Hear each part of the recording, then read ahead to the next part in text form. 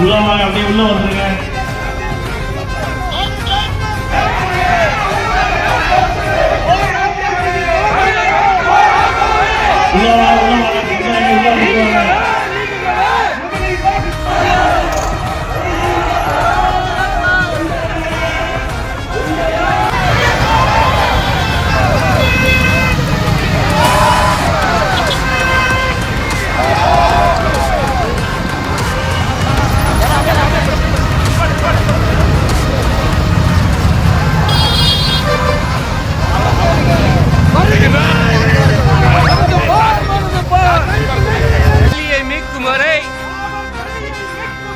பாபர் பள்ளியை நீக்கும் வரை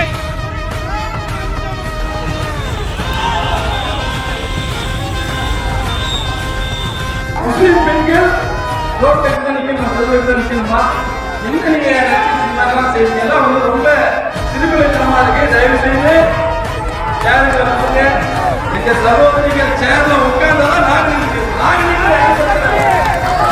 நாங்க நிற்போம். எத்தனை மணி நேரம் ஆண்டாலும் நாங்கள் நிற்க தயார். ஆனால் எங்கள் சகோதரிகளும் தாய்மார்களும் என்னுடைய குழந்தைகளும் சேர்ல உட்காராத வரை நாங்க வந்து இந்த போராட்டத்தை வந்து நடத்த மாட்டோம். இந்த மாவட்ட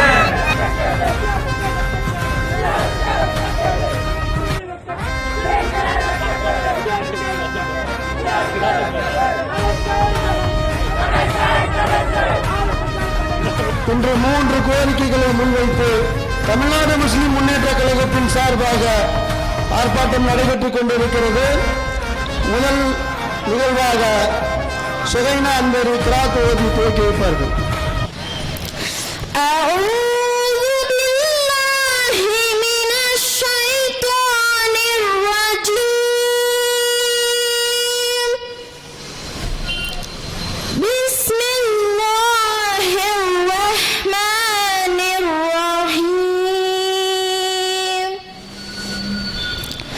والتين والزيتون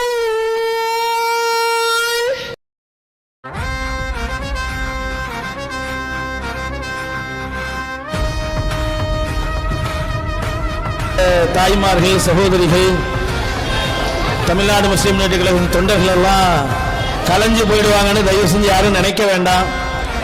விடிந்தே போனாலும் இந்த சமுதாயத்தினுடைய விடியலுக்கு வீதியில் அமர வேண்டும் என்றால் விடியும் வரை அமரக்கூடியவங்க தான். என்னங்க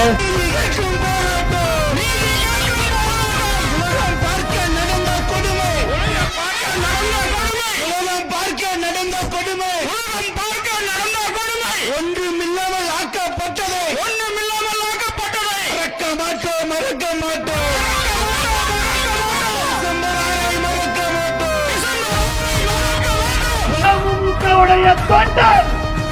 கடைசி ஒருவன் இருக்கும் வரை போராடுவான். வருங்கால தலைமுறைகளுக்கு தமிழ்நாடு முஸ்லிம் முன்னேற்ற கழகம் பாபர் மசூதி இடித்த திருடர்களை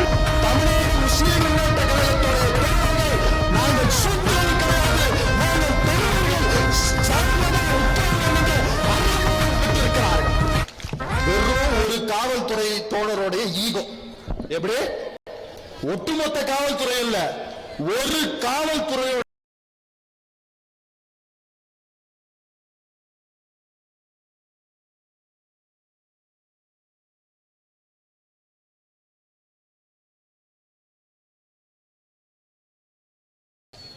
சாகணுங்கிறது உங்களுக்கு ஒரு வணக்க வழிபாடு. சாவை பார்த்து நாம் இன்றைக்கும் பயந்ததில்லை. சம்பல்னு ஒரு இடத்துல ஒரு பள்ளி பிரச்சனை வந்துச்சு, நமக்கு எல்லாம் தெரியும். சம்பல்னு ஒரு ஏரியால பிரச்சனை வந்தது. அங்கே இந்த தோடு கோயிலுங்க போய் இது வந்து எங்களுக்கு சொந்தமானது, இத்தனை வருஷத்துக்கு முன்னால இங்க எங்கெல்லாம் இருந்துச்சு அப்படின்னு பிரச்சனை பண்ணாங்க. அந்த மக்கள் இவர்களுடைய விளையாட்டை, சங்கிகளுடைய நோக்கத்தை மிகச்சரியாக புரிந்து கொண்டு அவங்க கோர்ட்டுக்கு போகல. என தெரியும் கோர்ட்டுக்கு போனா என்ன நடக்கும். கோர்ட்டுக்கு போகல. மக்கள் தங்களுடைய உரிமைக்காக வேண்டி களத்தில் குதித்தார்கள். களத்தில் குதித்தார்கள். 2 பேர் உத்தரவு கொடுத்தார்.